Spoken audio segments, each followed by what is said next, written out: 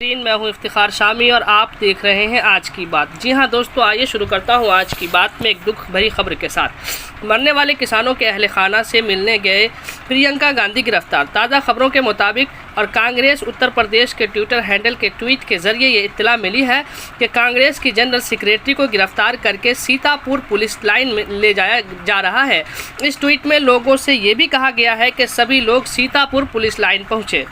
वाज़ेह रहे, प्रियंका गांधी इतवार को आधी रात के वक्त लखीम खेरी रवाना हुई थी और उन्होंने इल्ज़ाम लगाया कि रास्ते में जगह जगह पुलिस उन्हें रोकने की कोशिश कर रही है। उत्तर प्रदेश कांग्रेस मुस्तकिल इसके ताल्लुक से खबरें ट्वीट कर रही है। वाज़ेह रहे कि सरकारी अफसरान के मुताबिक कल के वाक़ये में 4 किसान समेत 8 लोगों की मौत हो गई है। प्रियंका गांधी और कांग्रेस के रहनुमा दीपेंद्र हुड्डा ने इतवार की रात को लखनऊ पहुंच गए थे।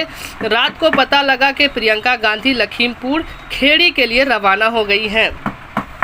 कल प्रियंका गांधी ने ट्वीट किया था कि बीजेपी मुल्क के किसानों से कितनी नफरत करती है, उन्हें जीने का हक नहीं है क्या? अगर वह आवाज़ उठाएंगे तो उन्हें गोली मार दोगे, गाड़ी चढ़ाकर रौंद दोगे। बहुत हो चुका, ये किसान का मुल्क है।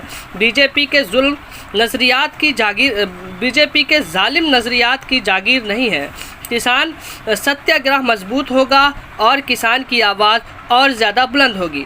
वाज़ेह रहे, मरकज़ी ममलिकत बराए दाखिला उमूर अजय मिश्रा टीनी के गांव में सालाना कश्ती का मुकाबला हुआ था।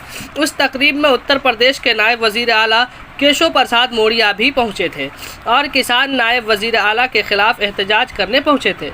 इल्ज़ाम है कि इस मौके पर मुबैना तौर पर अजय मिश्रा के हामियों की गाड़ी से किसानों की टक्कर हो गई और इस वाक़ये के बाद बवाल हो गया और फिर कई किसानों के मरने की खबर सामने आई।